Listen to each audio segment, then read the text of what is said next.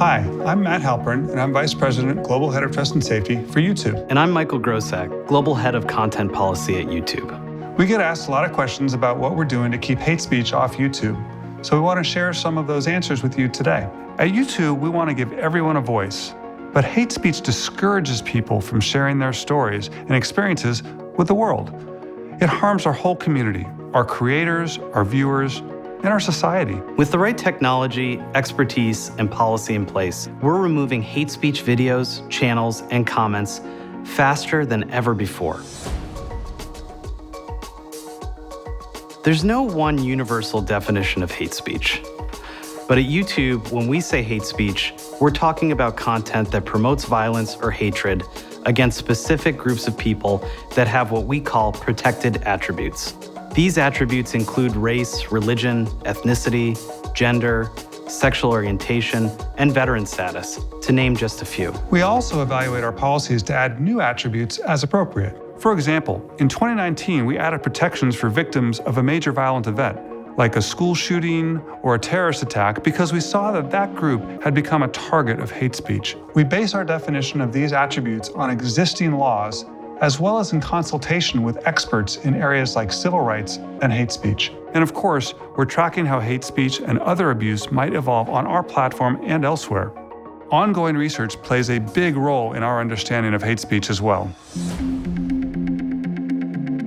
Our community guidelines, the policies that protect our community, outline what you can and cannot do on YouTube. Any content that violates these policies is removed. Those guidelines include a hate speech policy that protects people with protected attributes across all kinds of content on our platform, from videos and comments to links, titles, and descriptions. There are two key aspects to the policy.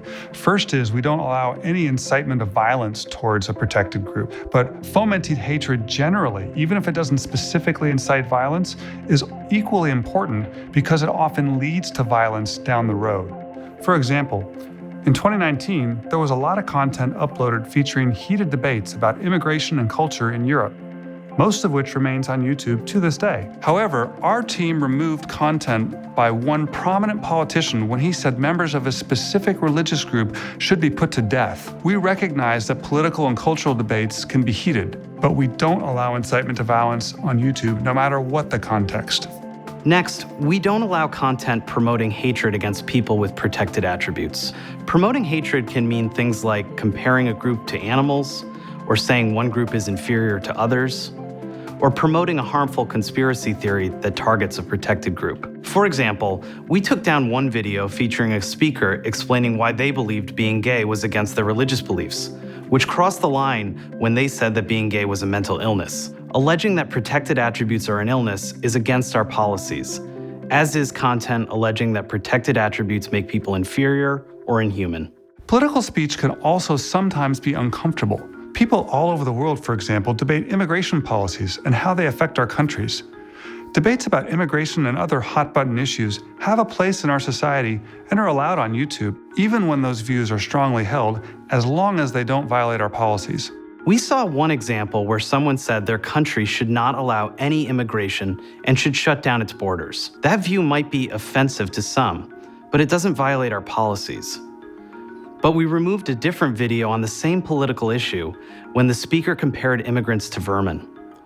While we allow controversy on YouTube, we do not allow anyone to dehumanize a protected group based on attributes like migrant status. Hate speech is always evolving. Just like any type of online content, there are trends in hate speech. New hate movements can appear, and the targets of discrimination can change. Take conspiracy theories, for example. Some are long-standing, like a false theory that one specific religious group controls the media and banking system. Others are newer, like in early 2020 when we saw a new conspiracy theory alleging that a specific religious community in South Asia was deliberately spreading COVID-19. New or old, all of these violate our policies against promoting hatred toward people with protected attributes. People seeking to spread hate go to great lengths to evade our defenses. Hateful actors can develop new language, imagery, or symbols So we're constantly making adjustments to our policy enforcement guidelines to make sure they cover those trends. We're looking hard at all of our hate speech policies to make sure that they work for everybody. We also work with outside experts in areas like civil rights, violent extremism, and free speech, and use reports from our own intelligence desk who monitor the news, social media, and user reports to make sure our community guidelines stay ahead of emerging trends and keep up to date with how hate spreads online. More than 500 hours of video are uploaded to YouTube every minute, and we need to be able to watch out for hate speech in that amount of content 24 hours a day in more than 100 languages all over the world. Our community plays an important role in helping find hate speech. Any viewer who's logged in can report a video or comment if they think it violates our hate speech policy. We call this flagging content.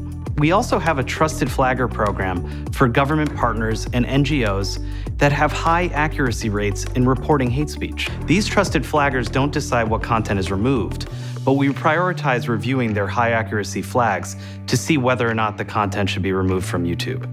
We've also given creators the ability to take charge of addressing hate speech on their own channels by blocking words or individuals in the comments section with comment moderation tools. In addition to our community, we use a combination of machine learning systems and our content reviewers to find and remove harmful content across our platform.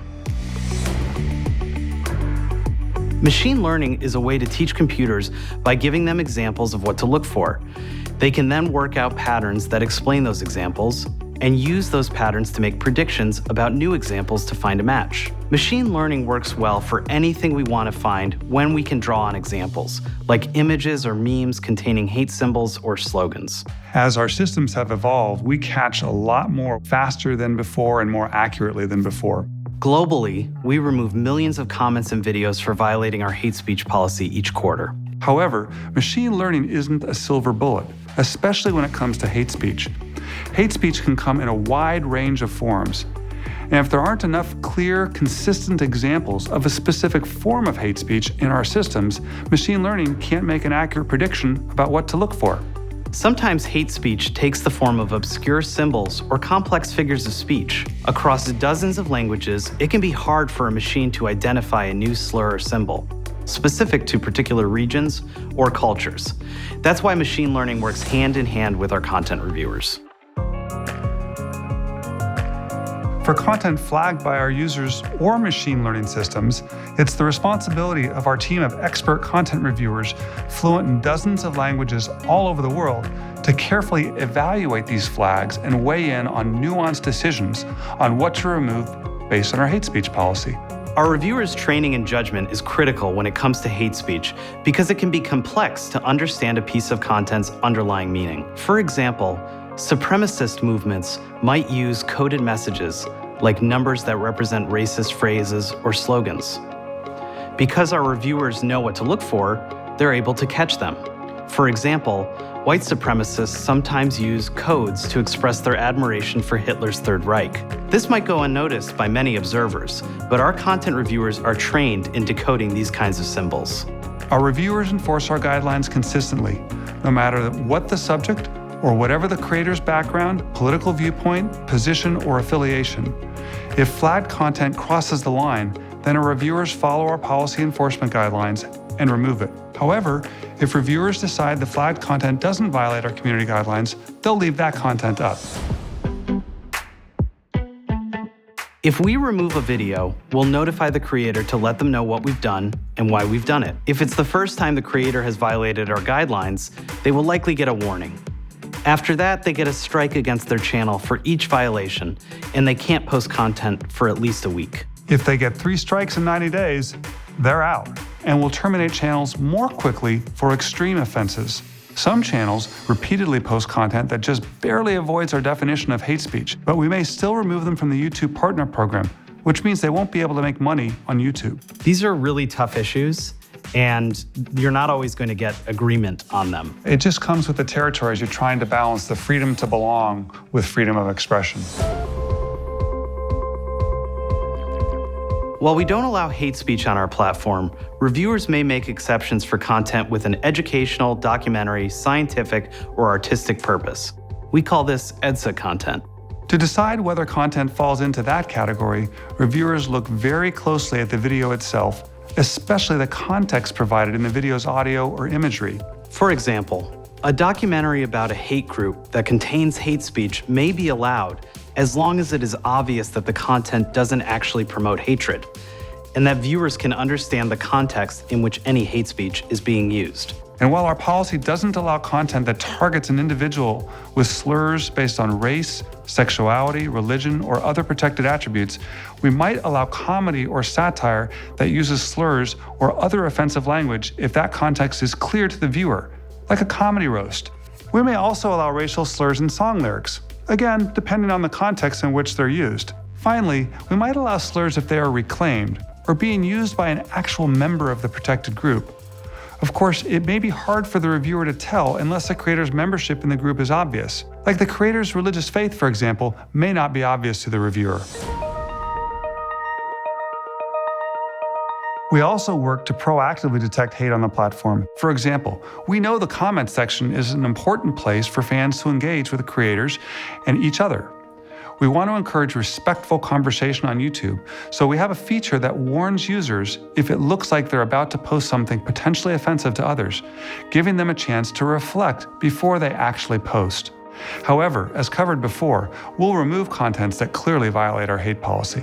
Beyond removing hate speech content that violates our community guidelines, we also reduce the spread of harmful misinformation and borderline content that comes close to being hate speech without violating our policies. We do this by using external evaluators to assess the quality of videos using public guidelines. Each evaluated video receives up to 9 different reviews, and some critical areas require certified experts. Their consensus is then fed into our machine learning systems so they understand what we're looking for.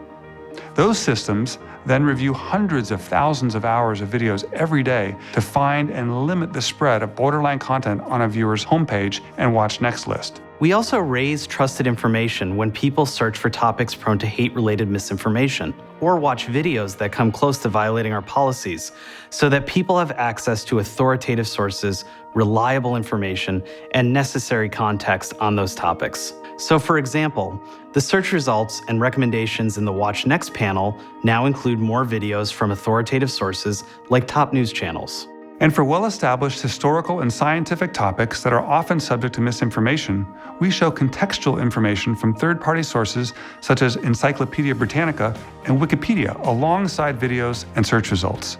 The freedom to belong is a central tenet of what makes YouTube special, and hate speech ostracizes people. It pushes people out. There are people who are trying to purvey it, and they are constantly evolving to try to evade our detection systems, but we're committed to keeping up and keeping them off YouTube. For more information about what we're doing to create a responsible platform for our community, visit the How YouTube Works website.